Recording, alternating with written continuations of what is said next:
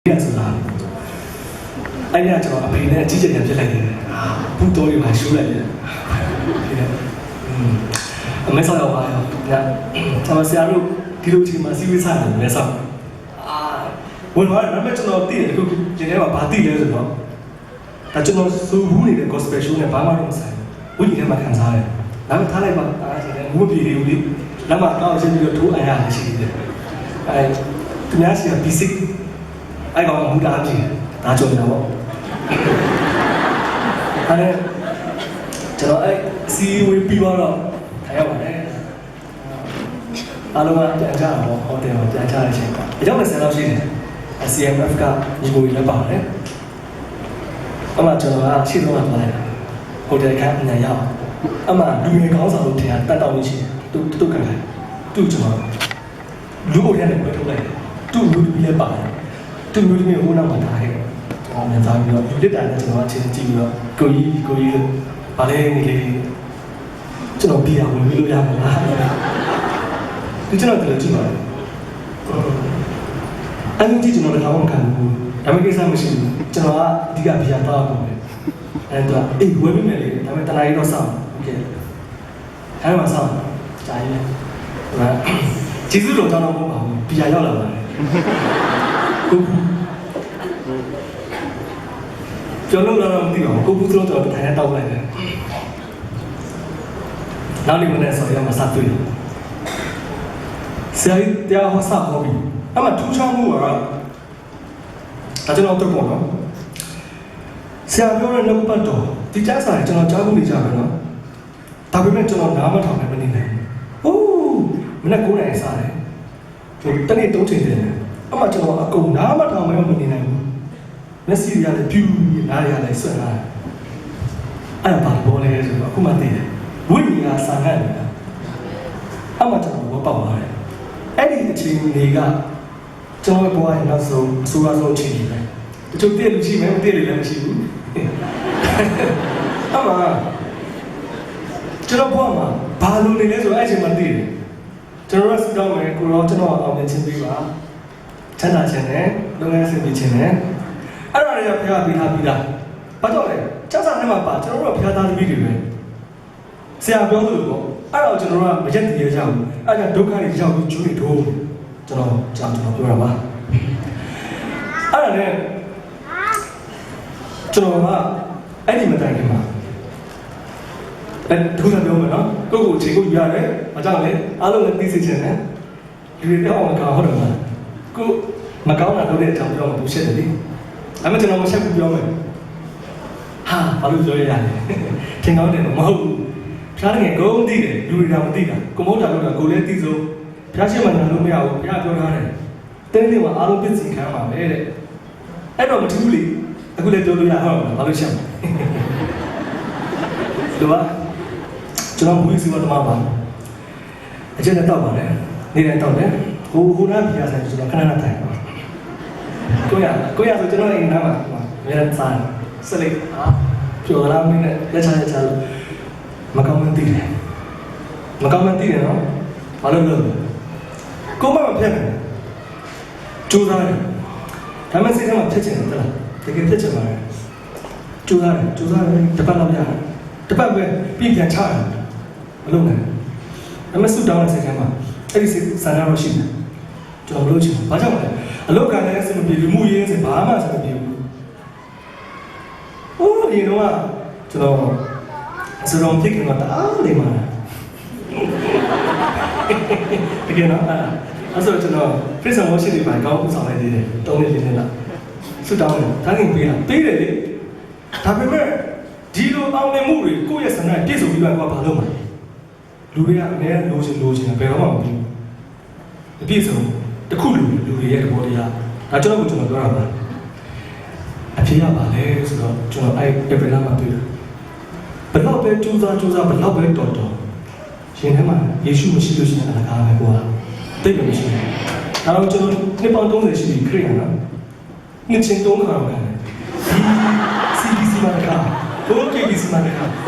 ဒီဟို definition ဆိုတော့ကျွန်တော်တို့3ခါတော့ခံကြောင်းလို့ဒါကျွန်တော်တို့ပြောတာမဟုတ်ဘူးကိုပြောတာ ကိုပြောင်းလဲမှရမှာကိုနဲ့ခရစ်တော်လေအဲ့တော့ဘာမှအပနာစာပြီးကျွန်တော်9လပိုင်း6လပိုင်းလောက်ဆိုခိုးတောက်နေတယ်ငါပေါ်နေပြန်တွေ့မှဆိုတော့ခန်းထဲမှာသိရမှာဒီအမှုလေးကိုကြွေးနဲ့အောင်လည်းဖုံးပြီးတော့ဒါပေမဲ့ဖျားသိရတယ်နောက်ပိုင်းဖျားကောင်းတဲ့အရာတွေဖျားအသက်ရှင်တဲ့အရာတွေကျွန်တော်မြင်လာတယ်ဘာကြောင့်လဲကျွန်တော်တက်နေတယ်ကြာကျွန်တော်စမ်းနေတယ်ဘာလို့စမ်းလဲမယုံလို့စမ်းတာပေါ့ကျွန်တော်အမေရိကန်ခရီးရင်ဖြစ်နေတော့လူရှိမှာတော့မလေးဖျားခင်ကောင်းတယ်ကြားရတယ်ပါတယ်အလကားဆိုတာခုမှသိလာရတာပါအခုကျွန်တော်ခေါ်ပေးချင်တာမကြိုးစားနဲ့ဘာကြောင့်လဲပြည့်စုံမှာမဟုတ်ဘူးမဖြစ်နိုင်ဘူးဘာလို့မဖြစ်နိုင်ကြလဲဖြစ်နိုင်တယ်ဖြစ်တော့တဲ့တောင်ခဏပဲငယ်အောင်နေတဲ့ချမ်းသာတော့တဲ့တောင်ဘာဆက်လို့အဲ့ဒီချမ်းသာပြီးတည်သွားမှာသူဘာတော့တက်ရှင်နေတာတင်ပြီးတော့မယ်ဒါစဉ်းစားရမယ်ပြောရနေဘာကြောင့်လဲနောက်ပြီးတော့ကြားစာထဲမှာပါဘာနဲ့ပြောမလဲဖျားတဲ့ခင်နဲ့ပြောဖို့ပြောတာပါကျွန်တော်ခဏပြောရဘူးစီပါအရေးစလေးအဲ့ဒီပန်မိုးထိုင်လိုက်ပါဟုတ်တယ်မလားကြားရတော့ပြောတော့အခုကျွန်တော်ယေရှုခေါ်အားနဲ့ကျွန်တော်ခုတည်းဘာမှမလုပ်တော့ပြန်သွားဖို့လည်းစီစဉ်မရှိတော့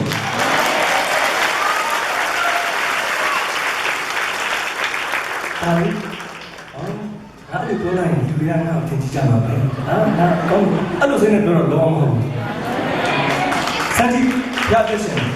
အားကြောင့်ဘုရားကကျွန်တော်ခဏပြောတဲ့အရာတွေပြည့်စုံတယ်စိတ်နှလုံးသွင်းပြည့်စုံစေတာခရစ်တော်ပဲကျွန်တော်လေအမာနလာချာချမှာဆိုင်ဖို့ကျွန်တော်လင်းကား6တန်းကလေးကတော့တက်လို့အမာနလာချာချမှာလာတယ် I am the way the truth and the life အဲ့ဒါကြောင့်လေဒါပေမဲ့အခုမှနားလဲနေပါလို့စိတ်ရှိဟုတ်တယ်ယေရှုကတကယ်တမန်တော်အသက်လောက်လမ်းကြီးလည်းဟုတ်တယ်အဲ့တော့ကျွန်တော်အခုမှသိတယ်ကျွန်တော်ဘာကြောင့်ခုလိုပြောနေရတာလဲအစမပြေတာတွေမလုံနိုင်တဲ့အခက်အခဲတွေကိုလေယေရှုနဲ့တူလို့ရှိရင်လုံးဝအောင်မြင်လူတွေဆိုတာကကြောက်မှမကောင်းတဲ့အတွက်လူရကိုဘလောက်ပဲလက်ညှိုးထိုးထိုးဘလောက်ပဲဆက်ဆက်ယူမဆိုင်ဘူးသိလားရောက်ပြီးတော့ဘုရားရှိတယ်ဘုရားအားလုံးပြည့်စုံဘုရားပဲမထိထားဘူးဘုရားအားလုံးလုပ်နေတယ်ဆိုတော့ဘာဖြစ်လဲ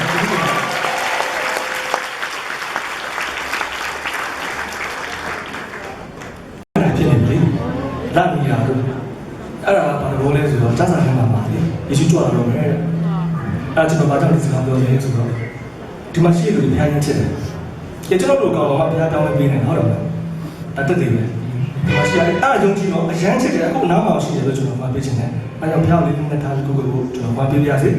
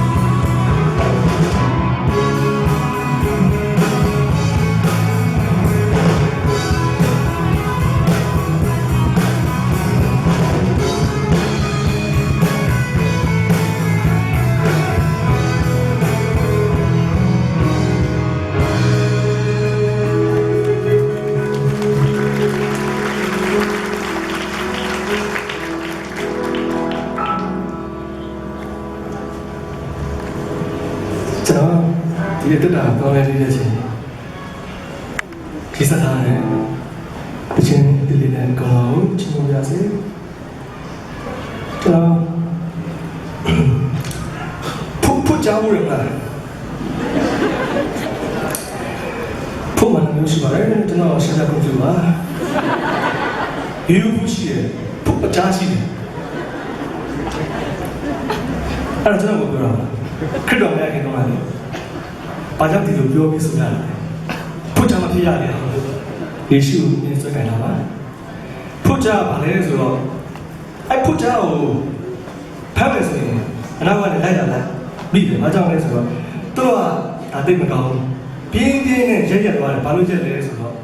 ဘာသက်ပြင်းနေရလဲသူကပြန်ပြန်စဉ်းစားတယ်အဲ့တော့ဖမ်းနေရတယ်အဲ့လိုဖြစ်ရအောင်ကျွန်တော်တို့ယေရှုကိုမြင်ရဆွဲထားဖို့လိုပါတယ်